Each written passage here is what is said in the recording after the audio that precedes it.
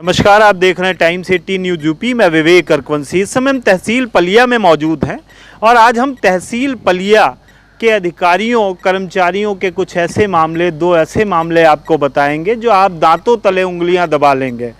पहला मामला बताने से पहले हम एक आपको एग्जाम्पल के उदाहरण के माध्यम से समझाते हैं और आपसे भी जानना चाहते हैं कि आपको अगर कोई निवास आय जात प्रमाण पत्र बनवाना हो तो उसके लिए आपको कितनी जद्दोजहद करनी पड़ती है। जहाँ तक मुझे जानकारी है, पहले आप आधार कार्ड, पैन कार्ड, ये डॉक्यूमेंट इकट्ठा करते हैं, जन सेवा केंद्र पर जाते हैं, ऑनलाइन कराते हैं।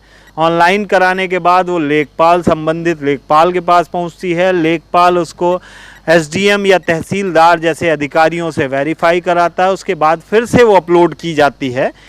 तब कहीं जाके जन सेवा केंद्र पर जब जाते हैं आप, तब आपको वो मिलता है। तो मुझे लगता है 3-4 स्टेप के वेरिफिकेशन के बाद ये हो पाता है। और जब इस तरीके की आय, जात, निवास जैसी चीज़ों के लिए 4-5 स्टेज का वेरिफिकेशन होता है, तो मैं जिस चीज़ की बात कर रहा हूँ, ये देखिए मेरे पास चंदन चौकी का है और चंदन चौकी का एक गांव रामगढ़ है। रामगढ़ में मुस्लिम परिवार हैं और अनुसूचित जनजाति के भी लोग रहते हैं। रामगढ़ में, चंदन चौकी के रामगढ़ में ये पूरा मामला है। मेरे पास देखिए खतौनी है, इंतखाब है। 22/3/2022 में एक ऑर्डर होता है। 21, 22 और 23, 21/3, 22/3 और 23/3 में एक ऑर्डर होता है। ऑर्डर में इन लोगों को, कम से कम 25 लोगों के नाम नवीन परती की ज़मीन को उनके नाम दर्ज कर दिया जाता है। हम आपको बता दें, पहली चीज़ तो ये है, इसमें दो बातें सामने आ रही हैं कि वो लोग जो हैं वहाँ पे लगातार 60 से 65 सालों से रहते आ रहे हैं। और जब 60 से 65 सालों से रहते आ रहे हैं, वहाँ प्रधानी भी चलती है, वहाँ सरकारी स्कूल भी है, वहाँ कोटा भी है, राशन की दुकान है। जब आपने इस तरीके की सरकारी सुविधाएं दे रखी हैं, लोग वहाँ बसे हैं, तो वो अपने जीवोपार्जन के लिए क्या साधन अपनाए? उन्होंने अपनी ज़मीनें, जो उन्होंने अपना ज़मीन उनके पास थी, उसी से वो गुजर बसर कर रहे थे। लेकिन अनुसूचित जनजाति के लिए आरक्षित क्षेत्र होने के कारण वो उसको अपने नाम नहीं करा पा रहे थे। जिसके बाद होता ये है कि बीते 4 महीने पहले तक, 6 महीने पहले तक जो ज़मीन नवीन परती में दर्ज थी, वो 21/3, 22/3 और 23/3/2022 को इन 25 लोगों के नाम दर्ज कर दी जाती है। अब ये कैसे होती है, बड़ा सवाल है। मैंने एक एग्जाम्पल आपको दिया था कि अगर आपको कोई निवास आय जात बनवाना पड़ता है तो एक पूरा प्रोसेस होता है, उसके बाद होता है। नवीन परती की ज़मीन, गवर्नमेंट ग्रांट एक्ट की ज़मीन किसी के नाम नहीं जा सकती। और खासकर थारू क्षेत्र, जो थारू क्षेत्र है अनुसूचित जनजाति के लिए आरक्षित क्षेत्र है, वहाँ किसी और को नहीं मिल पा रहा। तो ये ज़मीनें जो मेरे पास है, आप देखिए कि मैं आपको बता दूं कि 43.3460 ये हेक्टेयर में 25 पट्टे बना दिए गए, 25 पट्टे कर दिए गए नवीन परती की ज़मीन पे। इतना बड़ा खेल हुआ है। 25 पट्टे उन्हीं लोगों के लिए कर दिए गए जो वहाँ लगातार रह रहे थे। वो ठीक है, लेकिन मानकों के अनुरूप नहीं है, नियमों के अनुरूप नहीं है। नवीन परती की ज़मीन को आप किसी के भी नाम नहीं कर सकते हैं। और ये मामला भी तब खुला, और हम आपको बता दें, सूत्रों से जो जानकारी मिली है उस हिसाब से कि इसमें लेन देन का खेल होकर इस तरीके की चीज़ें हुई हैं। और अभी तक उस अधिकारी पर, आज इसको खुले 10 से 15 दिन होने को आए हैं, लेकिन उस अधिकारी पर अभी तक कोई कार्रवाई नहीं हो पाई। हम आपको बता दें कि इन लोगों ने 22/3 में ये पट्टे करा लिए। इनके 25 लोगों के पट्टे हो गए। किस साठगांठ से हुए, ये भी सोचनीय विषय है, ये जांच का विषय है। जिसको लेकर जब इन लोगों के पट्टे हो गए, ये खुश हो गए। 65 साल से लगातार रहते आ रहे हैं, एक तरीके से हक भी है, लेकिन नियमता सरकारी जो जियो है उस हिसाब से नहीं है। तो अब होता ये है कि जब इन लोगों के पट्टे हो जाते हैं, ज़मीनें इनके नाम दर्ज हो जाती हैं, तो इनमें से कुछ लोग बैंक पहुंचते हैं और बैंक से केसीसी लेने का प्रयास करते हैं।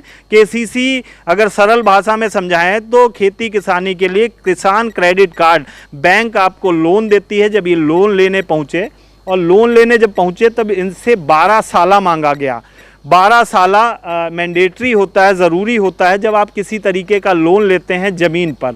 उसमें ये दर्शाया जाता है कि 12 साल से लगातार क्या इनके नाम ज़मीन है, ये रिकॉर्ड है। जब वो तहसील पहुंचते हैं और बैंक के वकील से बात करते हैं, जब वो ये देखते हैं कि इसका रिकॉर्ड है 4 महीने पहले तक ये नवीन प्रति में दर्ज थी, तो हम 12 साल का आपको रिकॉर्ड कैसे दे दें। और जब ये जानकारी जो जिनके खातेधारक हैं, जो खाता जिनके नाम पट्टे हुए हैं, उनको लगती है, तो वो भी भड़कते हैं कि हम तो 65 साल से रहते आए हैं। उनका भी कहना सही है। जिसके बाद ये मामला पहुंचता है एसडीएम साहब तक। नवागत एसडीएम है, अभी शायद उनके समय की बात नहीं है, जानकारी उनको नहीं थी। और उसके बाद ये मामला एडीएम तक पहुंचता है। जब एडीएम तक पहुंचा जाता है तो संबंधित अधिकारी से इसका स्पष्टीकरण मांगा जाता है। स्पष्टीकरण में अभी तक स्पष्ट ही नहीं हो पाया है कि क्या स्पष्टीकरण दिया गया। अब हम बात करेंगे कि 21, 22, 23 मार्च 2022 में ये पट्टे हुए और अचानक जब ये मामला खुलता है तो धड़ाधड़ 9 जून 2006 के लगभग ये सारे पट्टे खारिज कर दिए जाते हैं। जो ऑर्डर किया था वो प्रवोक कर दिया जाता है, रिवोक कर दिया जाता है, सॉरी, वो वापस ले लिया जाता है। अब बड़ा सवाल उठता है कि अगर आपने पट्टे किए थे, नियमता पट्टे थे, आपने कर दिए थे, तो उसको खारिज करने की नौबत क्यों आई? अगर आपने खारिज किए तो आपने किए क्यों पट्टे? बड़ा सवाल ये है कि किस वजह से पट्टे कर दिए गए, नियम विरुद्ध पट्टे करने का कारण क्या रहा। अब ये देखने वाली बात है कि इतना बड़ा झोल झपाटा होने के बाद भी कोई अभी तक संबंधित अधिकारी पर कार्रवाई नहीं हो पाई। लोग दर दर भटक रहे हैं जिन लोगों ने पट्टे कराए थे।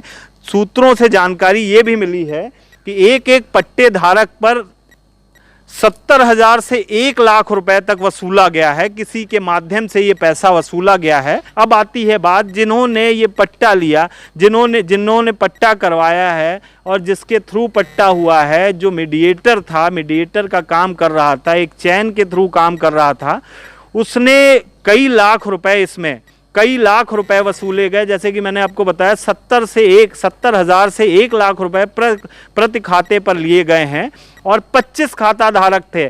25 वो थे जिन पे हो गया है। जानकारी तो ये मिली है कि कम से कम 35 पट्टे थे जो किए जाने थे, लेकिन जब ये राज खुल गया उसके बाद ये 25 पट्टे निरस्त हो गए और 10 ठंडे बस्ते में चले गए। अब ग्रामीण जिन्होंने 70,000 से लेकर 1 लाख रुपए तक दिए हैं, वो डर के मारे भी कुछ बोल नहीं पा रहे हैं। उनको लगता है, उनको आश्वासन दिया जा रहा है कि आपका सुधार होगा, काम होगा। और हम आपको बता दें कि ये जिन लोगों ने ये पैसे दिए हैं, उन लोगों ने, किसी ग्रामीण ने अपनी पायल बेचकर, किसी ने अपने मकान को मकान बनने आए सरिये को बेचकर ये पैसे, और किसी ने अपने जानवर बेच के पैसे दिए हैं। तो अब बड़ा सवाल है कि तहसील में इस तरीके की चीज़ें होंगी तो कैसे, कहाँ आम आदमी कहाँ जाएगा, जबकि मुख्यमंत्री योगी जी का सख्त आदेश है किसी भी तरीके की चीज़ें, भ्रष्टाचार से संबंधित चीज़ें तहसीलों में बिल्कुल बर्दाश्त नहीं की जाएंगी। ये मामला भी ठंडा ही नहीं पड़ा था कि दूसरा मामला भी शुक्रवार को आया, जहां पे पलिया ही थाना तहसील क्षेत्र के गांव है गजरौरा से दर्जनों की संख्या, सैकड़ों की संख्या में महिला और पुलिस तहसील में आए और उन्होंने एक बैनर ले रखा था, जिन्होंने वहां पे उस बैनर में प्रधान मुर्दाबाद और क्षेत्रीय लेखपाल मुर्दाबाद के नारे लगाए। जब उनसे जानकारी ली गई तो उन्होंने अपनी समस्याएं बताई। उनका कहना था कि हमारे गांव में मैलानी जैसी जगह के लोगों के पट्टे किए जा रहे हैं और ग्राम समाज की ज़मीन पर एक मैनुद्दीन नाम का आदमी प्लॉटिंग कर रहा है। अब बड़ा सवाल उठता है, जब जनता इस तरीके से सैकड़ों की संख्या में आती है तो कहीं ना कहीं सोचनीय विषय हो जाता है कि क्या वो सही है।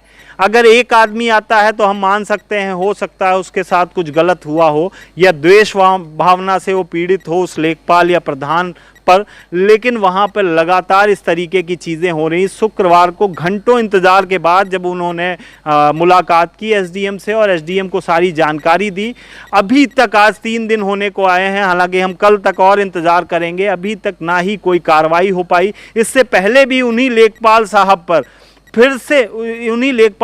पर 2 दिन पूर्व भी एक धरना प्रदर्शन हुआ था, 2,000 रुपये मांगने का आरोप लगा था। इतने सारे आरोप लगने के बाद, इतने सारे एलिगेशन लगने के बाद कार्रवाई ना होना, एक बड़ा सवालिया निशान जो उच्चाधिकारी बैठे हैं तहसील पर उन पे खड़ा होता है। क्या वो काम नहीं करना चाहते हैं, या जो पट्टे जैसी चीज़ें हैं जब वो खुद ही इसमें इन्वॉल्व हैं, खुद ही मानक विहीन पट्टे कर रहे हैं, नियम विरुद्ध पट्टे कर रहे हैं, तब वो दूसरों को कैसे रोकेंगे? बड़ा सवाल है। आप भी अपनी राय इस वीडियो में ज़रूर दीजिए कमेंट के माध्यम से। अगर आपको भी इस संबंध में कोई शिकायत है, समस्या है, या आप भी पीड़ित हैं तो इस वीडियो के नीचे कमेंट ज़रूर कीजिए। आप देख रहे हैं टाइम्स 18 न्यूज़ यूपी, मैं विवेक अर्कवंशी।